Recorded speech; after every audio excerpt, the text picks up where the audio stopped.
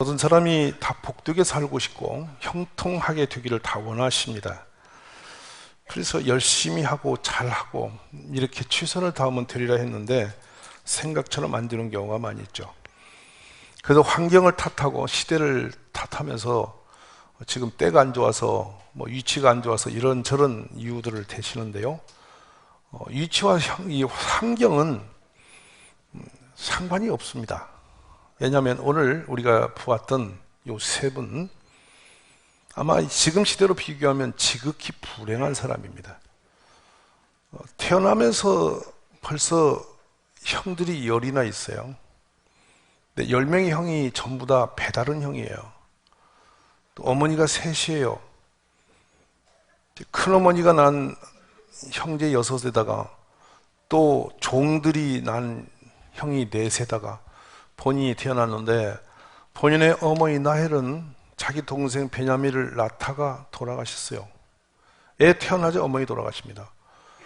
그 얼마나 비극입니까? 근데 아버지는 이미 아주 늙었어요. 늙어서 아버지가 그 애처로운 마음에 특별히 요셉을 더 눈여겨보면서 이뻐합니다. 그 이뻐하는 것이 형제들이 너무 도드라지게 예뻐하니까 형들의 미움이 집중되기 시작하죠. 그래서 성경은 이 요셉의 형들이 미움과 증오의 대상이 돼서 어떻게 살았냐면 완벽하게 형들이 어려서부터 한 번도 이 요셉에 대해서는 좋은 말을 쓰지 않았다. 왜냐하면 그 아버지가 형들보다 그를 더 사랑을 보고 그를 미워해서 그에게 편안하게 말할 수 없었다. 이 말은 사사건건 말하는 것마다 칼이 붙어 있고 감정이 붙어 있는 말을 계속 한 거예요. 그런 환경에서 자랐다면 이 사람은 정상적으로 자랄 수가 없겠죠. 우리가 흔히 말하잖아요. 나는 엄마를 또 나는 또 어떤 가난 때문에 이런저런 과거의 사연 때문에 나는 이렇게밖에 할 수 없다라고 이렇게 이름을 하는데 저는 결코 우리의 태어난 과거의 환경이 내 미래까지 점령하지 않는다고 생각합니다.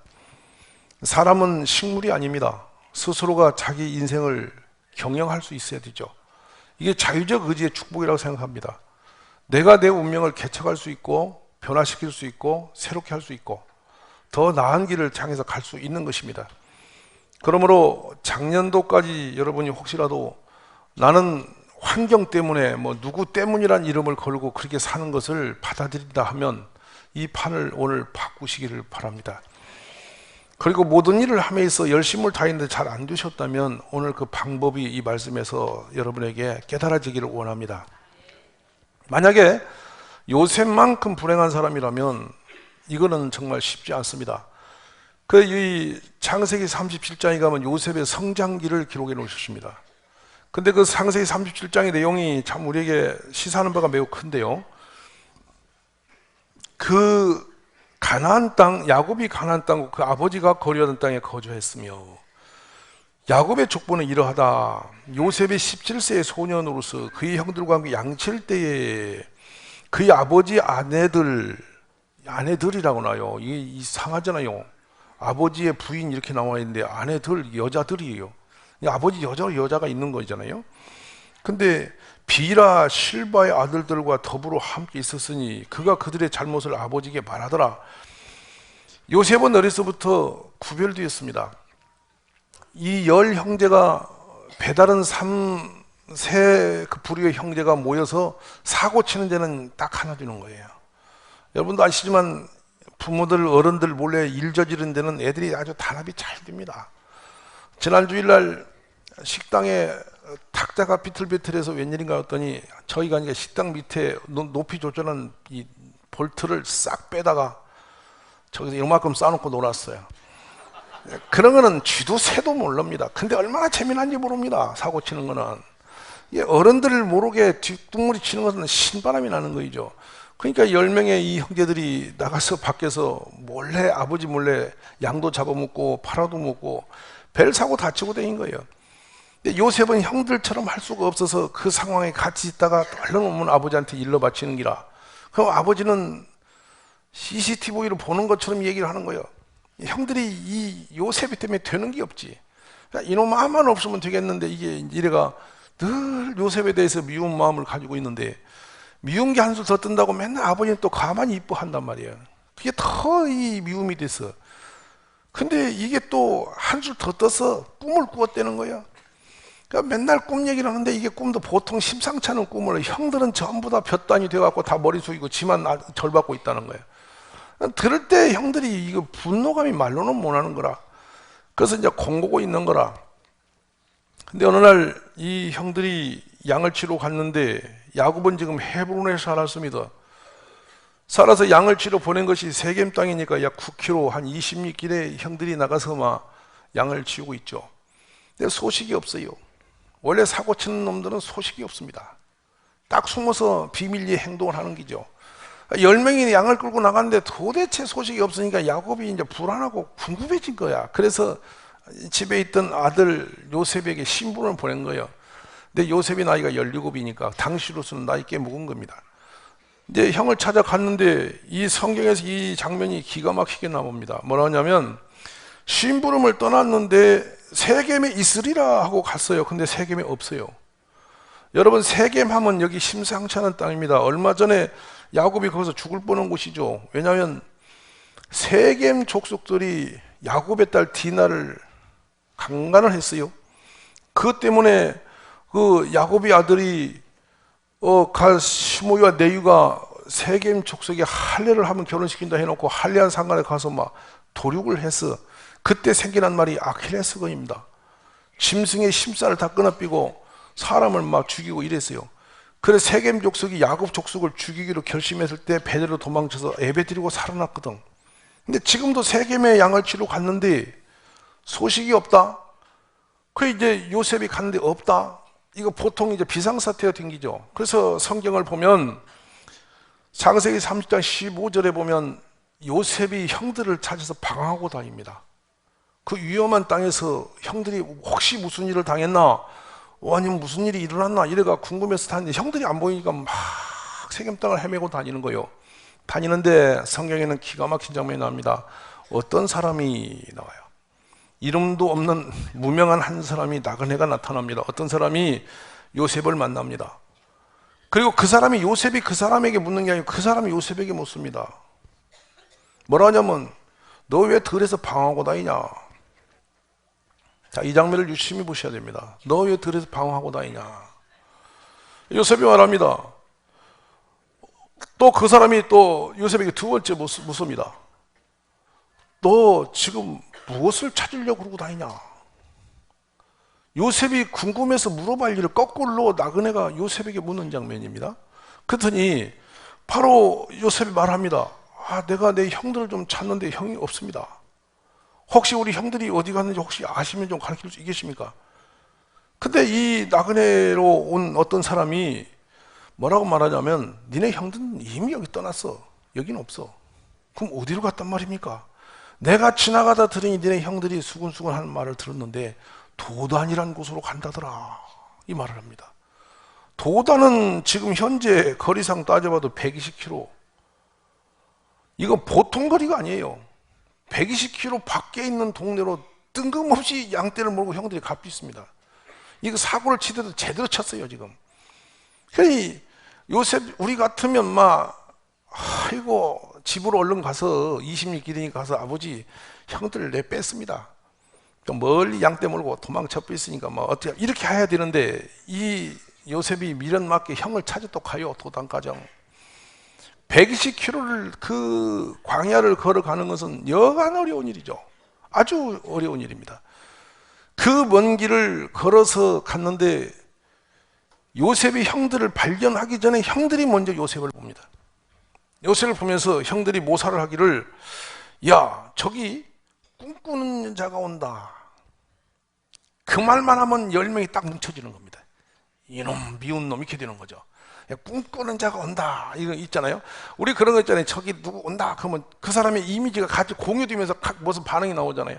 반겨하든지 미워하든지 나오는데 저기 꿈꾸는 자가 오는도다 이랬으면요 형제 10명이 다 단합해서 아이고 저놈 이렇게 할 거란 말이에요.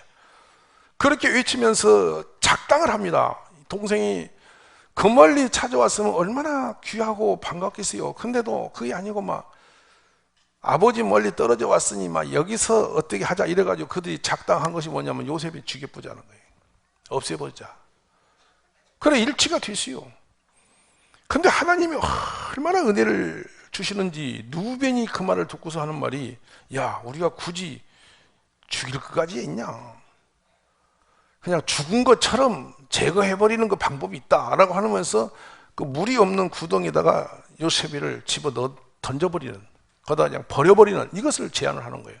근데 성경 뭐라고 되어 있냐면 누벤이 조용히 뒤로 살려서 아버지에게 다시 돌려보낼 생각으로 그리 한 거란 말이에요. 그래 진짜로 요셉이 옷을 벗겨서 잡아가 구덩이에다 집어넣었습니다. 냅두고면 죽는 거예요. 못 나오는 거예요 거기서. 근데 유다가 생각을 하고 그때 마침 상인들이 나타납니다. 이스마엘 족속의 상인들이 마침 나타나 가는 게 보이고 그 상인을 보는 순간에 생각이 딱 떠오릅니다. 그래서 유다가 뭔 생각하냐면 저거다가 집어넣어서 죽여삐니 팔아버리는 게 낫지. 무슨 말 아세요? 지금 하나의 스토리가 계속 진행되고 있습니다. 근데 팔아버리는 게 낫지 이렇게 생각하고 또 일치가 돼서 야 그럼 팔자 이래갖고 여러분 20세겔에 팔아요. 레위기에 값을 쳤어요. 레위기에는 딱 나와요. 남자는 20세겔, 여자는 10세겔. 20세겔을 팔아버립니다. 요셉이 길이 없이 팔려간 거죠. 이제 죽은 자나 똑같습니다. 그러니까 요셉이 옷에다가 양피 묻혀가 아버지한테는 가서 들짐승이 물려 죽었다고 보고해서 아버지 잊어버리고 아버지 통과하고 울고 불고 끝나보고 이제 요셉이는 형들 상황에서 이제 지워져 본 거죠. 왜냐하면 당시에 애굽으로 종으로 팔려가면 돌아올 방법이 없는 인생이에요. 자, 근데 여기서 여러분이 한 가지 우리가 볼 게 있습니다. 요셉은 지금 기가 막힌, 세상으로 말하는 기가 막힌 길을 가고 있습니다. 형들에게 미움을 받아 어르신 어머니 돌아가셔. 그래서 이제 죽음의 구덩이에 던짐을 당해 이제는 팔려서 갖고 있습니다. 그런데 놀랍게도 이 요셉이 그 길을 가는 그 모든 과정 가운데에 뒤로 가서 보니 하나님이 계셨다는 것입니다. 이게 문제입니다. 참 놀라운 것이 이 말씀 뒤에 나타난 장면이 뭐냐면 요셉이 하나님이 함께 하시는 용어가 따라오거든요. 왜냐하면 그렇게 되어진 모든 일련의 상황과 과정 속에 그 어떤 사람 나그네 또 그 말하고 있는 유다의 마음 또 여기 나오고 있는 이 모든 누벤의 마음 또 요셉이를 또 팔았는데 가서 팔리도 기가 막히게 팔려서 또 보디발이라고 하는 시대장 집에 팔려가는 거, 이 모든 것이 어떤 보이지 않는 기가 막힌 어떤 드라마의 연출작같이 보이고 있습니다. 바로 이런 부분이 하나님이 쓰시는 사람, 하나님이 돕는 사람의 역사인 것입니다.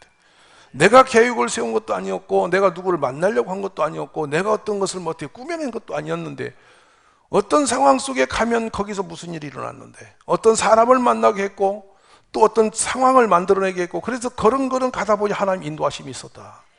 이게 하나님이 함께 하신 사람의 축복입니다. 이번 새해에 우리가 그런 복된 하나님의 사람들 되시기 바랍니다. 하나님이 사람을 준비하시고 하나님이 가는 길을 인도하시고 내 생각과 방법도 계획도 전혀 상상도 뜻도 없었는데 그 길로 가게 하시는 거예요. 우리의 삶이 돌아보면 우리의 생각한 대로 계획한 대로 만져진 것이 별로 없을 겁니다.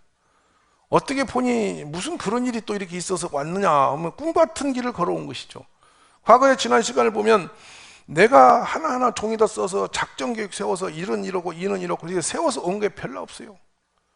그걸 그렇게 세웠을지라도 그 길을 지도하시는 이는 여호와시라 했으니 오늘 보면 엉뚱한 데 가 있어요. 근데 그게 내가 그린 그림보다 훨씬 나은 쪽에 가 있을 수 있습니다. 어쨌든 이 요셉은 점점 상황이 악화되고 점점 불행의 그림자가 더 짙어만 갔는데 놀랍게도 애굽에서 바로의 신하 신의장 보디발의 집에 팔렸다. 이게 오늘 우리 이 벽두에 우리가 주의 말씀 앞에 붙잡아야 할 메시지입니다. 하나님은 어떤 형편과 어떤 상황에 있을지라도 하나님의 사람을 포기하지 않으십니다. 거기서 갈 길을 인도하시고 붙들어내시고 하나님은 반드시 우리를 땅에서 처참하게 비참하게 짓밟아서 없어지게 하시는 게 아니라 이기게 하시는 분이 하나님이십니다. 그래서 이끌려 내려가서 보디발의 집에 갔는데 창세기 39장 2절에는 뜻밖의 말씀하죠. 여호와께서 요셉과 함께 하심으로 그가 형통한 자가 되어 그의 주인 애굽 사람의 집에 있더라. 지금까지 모든 그 어둠의 길을 걸어온 것 같았는데 그 길 속에 역사하신 분이 하나님이셨다. 우리의 가는 길에 하나님 이와 같이 함께하여 주시기를 원합니다.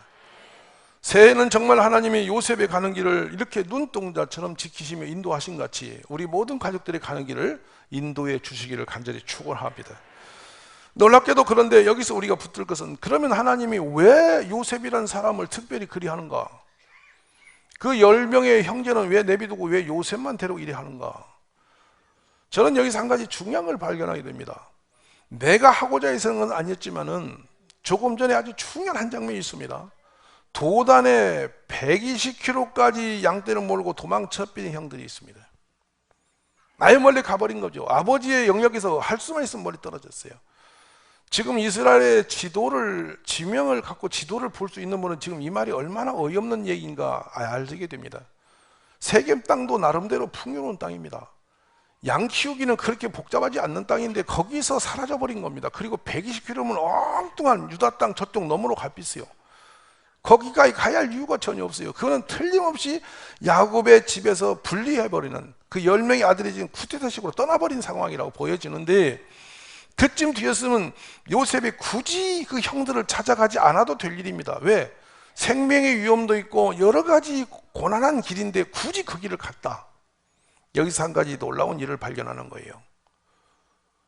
요셉의 그 중심, 아버지의 그 말씀에 어떤 장애와 불편이 있을지라도 아버지의 말씀을 수종들고 그 말씀 이루기 위해서 끝까지 사명을 가지고 간 사람이에요.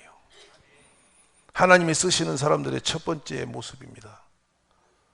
시대를 초월해서 하나님이 쓰시는 사람들이 있었고 형통케 하신 사람들이 있습니다. 그를 들어 세상을 깜짝 놀라도록 기적을 일으킨 사람들이 있습니다. 그 사람들의 중심성입니다. 하나님 우리의 중심을 보세요. 일이 걸린다고 하던 일 내비치고 저거 힘들다고 내려차보고 이리저리 비틀거리고 있으면 여러분 절대로 주님이 있을 수 없습니다. 주님의 역사 이룰 수 없습니다. 어떤 비바람과 풍파가 몰려오고 어떤 위협이 온다 할지라도 갈 길을 가는 거예요. 아버지 심부름을 끝까지 이루러 간 그 요셉, 주님은 그를 보고 계시고 그리고 그에게 하나님이 꿈을 주셨어요. 이 세상에 가장 비참한 사람은 꿈이 없는 사람이에요. 종종 우리가 이런 말 합니다. 나이 드는 것이 비참한 게 아니고 꿈을 잃어버리는 것이 문제라고 말해요. 가장 슬픈 것은 꿈이 없이 사는 것이다. 그러니까 한날을 살지라도 꿈을 품고 살자. 내일 내가 이걸 하리라는 꿈을 가진 사람은 그 한날이 복이 있다. 생각 없이 그냥 질퍽질퍽 눈 뜨고 날이다 날려 사는 사람보다 비참한 사람 없습니다. 이 요셉은 다른 형들보다 다르게 하나님이 물론 주신 꿈이겠지만은 지도자가 튀는 큰 꿈을 품은 사람입니다. 꿈을 가진 사람은 결코 중간에 헛된 길을 방황하지 않습니다. 왜? 꿈을 향해서 가기 때문에 넘어져도 일어나고 쓰러져도 다시 일어나고 길이 막혀도 다시 달려가는 길입니다. 꿈이 우리를 이끌어가는 길이죠. 그래서 하나님은 우리에게 꿈을 꾸게도 하시고 꿈을 품은 자를 쓰시기도 하시는 길입니다. 우리 모두 새해에는 이런 하나님의 꿈을 품으시기 원합니다.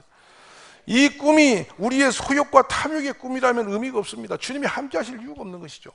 주님의 거룩한 나라, 하나님의 거룩한 뜻, 복음의 역사를 이루는 하나님의 이름이 걸린 꿈을 꿀 때 주님은 그 꿈 위에 함께 하심을 저는 믿습니다. 새해 우리 꿈들이 선명해지기를 바랍니다. 그래서 우리가 어디를 가든지 하나님의 영광, 그 이름을 높이는 데 우리가 쓰임 받아지기를 원합니다. 요셉이 종으로 팔려가고 감옥에 들어가기도 하고 여러 가지 고난한 삶을 살아가지만 요셉이 자기 개인의 명예를 높여서 산 적이 없습니다.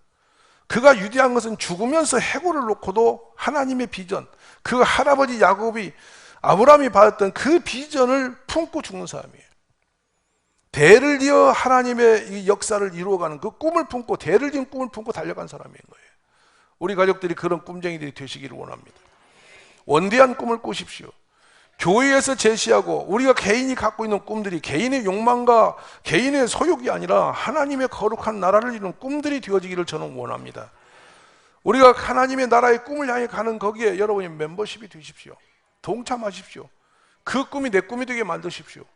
하나님의 꿈을 내 꿈으로 붙잡으세요. 그리고 그 꿈을 위해서 기도하시고 달려가십시다. 그래야만 주께서 우리가 가는 길을 형통하게 하실 줄로 저는 믿습니다. 그래서 하나님 우리와 함께할 이유가 뭐냐고 늘 물어봐야 돼요. 오늘 이 하루도 주님이 나와 함께하실 이유가 뭐냐? 그 가치가 함께해 주셔야 할 만한 가치성이 있어야 될 게 아니겠냐? 전능하신 하나님이 무엇이 할 일 없이 아무 사람이나 막으로 그냥 함께해 주고 그러겠습니까? 하나님은 계획이 있으신 분, 전략이 있으신 분이세요. 우리가 진실된 정직한 마음을 가지고 새해에는 하나님의 꿈을 품은 용사들이 되시기를 바랍니다. 요엘서 2장 28절에 내가 내 영을 만민에게 부어주리니 너희 자녀들이 장래를 말할 것이며 너희 늙은이는 꿈을 꾸며 너희 젊은이는 이상을 볼 것이다 라고 했습니다. 요즘에 종종 이제 그런 장면들이 꽤 많이 나옵니다만은 70대의 꿈을 준비를 해요. 미국에 한 번은 제가 이름을 제가 기억 못 하겠습니다만 76세 화가의 꿈을 꿉니다. 그래가 막 붓을 처음 잡아요. 76세. 그러니 누가 보기에도 저 할머니가 저 되나 다 걱정을 했어요. 손이 떨리는데 붓을 들었어요. 화가로 시작을 했어요. 그분이 90대의 미국 최고의 화가가 돼요. 104세까지 사셨어요. 그런데 나중에 그분이 돌아가니 한 말이 있었는데 나는 이 꿈이 나를 여기까지 끌어왔다. 믿으면 아멘 하세요. 꿈을 놓는 순간 끝나는 거예요. 어떤 사람은 나이도 언제 한 40대인 사람이 벌써 꿈이 없이 인생 그렇게 사는 사람이 많아. 그렇게 살면 다음 내년에 살 이유가 없어. 이제는 꿈을 품으셔야 돼요. 뭔가 하나님과 함께 위대한 꿈을 그려가는 우리 가족이 되시기를 축복합니다. 그래서 1월 1일 예배인데 오늘 개인의 꿈이 없다면 이 꿈을 가슴에 안으십시오. 창세기의 아브라함을 보십시오. 하나님이 본토 친척 아비 집을 떠나 가라. 땅을 준다니 우리나라 사람은 땅 얘기만 나면 자다 번쩍 일납니다. 땅을 얼마나 좋아하는지 모르겠어요. 그래서 아브라함은 지금 땅 찾아서 가는 게 아닙니다, 여러분. 땅 따먹기로 부동산으로 가는 게 아니에요. 내년 지시할 그 땅으로 가는 게 하나님의 나라를 세우러 가라는 얘기예요. 말씀하면 그게 참 희한해요. 그래서 또 이 땅 하면 막 그래서 이 부동산에 가면 이 땅 얘기가 많은데 여러분 땅을 지우세요. 이게 하나님의 나라입니다. 하나님의 나라 세울 곳이에요. 그것을 향해 가라는 거 여기서 나가라 이 말이지. 그 나왔습니다.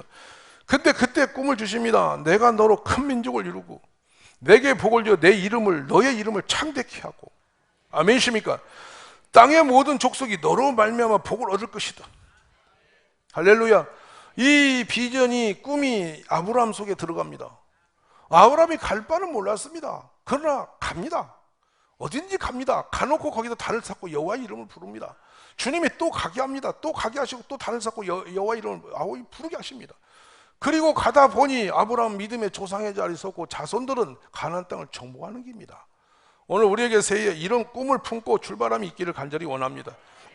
그래서 이 형통이라는 용어에 여러분이 좀 매력을 갖고 계시는데 형통하려면 내 꿈이 누구 꿈? 하나님의 꿈, 하나님의 비전, 내 비전으로 만들자. 말씀은 아멘. 그래서 새해에는 제가 이런 비전을 우리 교회와 함께 하기를 선언했습니다. 120문 뒤에 기도의 용사. 그래서 이 조국 교회에 다시 한번 성령의 불바람. 아멘을 왜 못 하십니까? 성령의 불바람을 일으키는 동일교회 가족들이 되시기를 원합니다. 나 하나 먹고 살고 뭐 이것이 문제가 아닙니다. 저는 생각합니다. 아이고 경제가 어렵겠다고 말하는데 제가 태어난 뒤로 지금까지 경제가 좋을 거라고 말하는 해는 한 번도 없었습니다. 매년 안 좋고 더 안 좋고 작년보다 더 안 좋고 맨날 안 좋았는데 그냥 우리 집은 넓어져 갖고 괜찮았습니다, 여러분. 내년에 더 어려울 거 괜찮습니다. 어려워지라고 하세요. 어려울수록 교회는 부흥해요. 말씀 아멘이에요. 우리나라 역사, 이 종교 역사를 보면요, 신앙의 역사는 그래요. 세상이 어려워야 기도해. 배부르면 다 자빠져. 그래서 제가 그냥 적당히 어려워야 해. 좀 직장이 끈들끈들해야 새벽기도 나오고, 또 존보따리가 좀 껄렁껄렁 해야지 아이고 하나님이다 붙들고 나오고 이러지. 우리가 얼마나 얄미한 사람인지 다 알아, 하나님이. 무슨 말 아세요? 그래 제가 좀 어려운 거 저는 겁을 안 내요. 조금 꺼들거리게 하옵소서 하나님. 기도 안 하면 안 된 것을 알겠건만 조여 뿌이세요. 나와서 볼트를 조여 뿌이세요. 자다가도 막 아이고 안 되겠다 막 뛰는 이 생각이 들도록 하세요. 옆에 인사 좀 와서 금년에 많이 쪼여지기 바랍니다. 이렇게. 인간이 얼마나 얄팍하냐면 먹고 살만 하면 TV지 놉니다. 그리고 기도 놓고 하나님 멀어져요. 우리의 위기는 배고픈 게 위기가 아니고 배부른 게 위기예요. 금년 2019년도 새 출발에 우리 모두가 하나님의 꿈을 향해서 일어서시기 원합니다. 120문대의 기도 용사 속에 뛰어들으십시오. 같이 하나님의 나라의 꿈을 품으십시오. 그래서 이 나라에 희망이 되는 교회, 희망이 되는 성도로 일어나시기를 간절히 원합니다. 저는 하나님의 역사가 우리 가족들을 통해서 일어나는 해가 되시기를 원합니다. 한 분 한 분이 2019년도에는 하나님 앞에 위대하게 쓰임 받아지는 그런 꿈쟁이들이 되시기를 원합니다. 그래서 또 선언합니다. 우리가 꿈을 품은 선한 꿈을 품은 공동체라고 제가 이름을 짓는데, 새해는 우리 동일교회 새로운 역사가 일어납니다. 한 사람도 혼자 그냥 댕기도록 안 놔두려고 합니다. 누군가 친구가 있어서 밥이라도 먹었냐 챙겨주고, 안 나오면 안 나왔냐고 월요일에 또 찾아서 귀찮게도 하고, 막 전부 다 끈 꼬리를 끌고 하는 한 해. 혼자 있을 수가 없이 코가 끼 있습니다, 이제. 그래서 하나님의 나라에 같이 뛰어가는 공동체가 되어지기를 간절히 원합니다. 누가 여러분을 책임질지는 모르지만 책임지든지 책임을 지든지, 또 누가 나를 책임져 나를 끌려가든지 간에 나는 속한 사람입니다. 이게 공동체이죠. 그래서 신선한 하나님의 성령이, 능력의 성령이 이 새해에 우리 모두에게 임하셔서 새해는 우리 모든 가족들이 다 형통케 되시기 원하고, 하나님의 꿈을 품은 용사들에 대해서 눈빛이 달라지기를 원합니다. 살아나기를 원합니다. 제일 불쌍한 사람이, 꿈을 잃어버린 사람이, 오늘날 우리 지금 위기가 뭐냐, 청소년들 보고 물어보면 꿈이 없다는 거예요. 그것이 문제입니다. 꿈이 없으니 애들이 삶의 의미가 없죠. 그래서 게임에 빠지고 딴짓하고 있는 겁니다. 꿈을 품은 사람은 절대 비틀거릴 수 없습니다. 새해는 위대한 하나님의 꿈을 품고 함께 달려가시기를 간절히 축복합니다.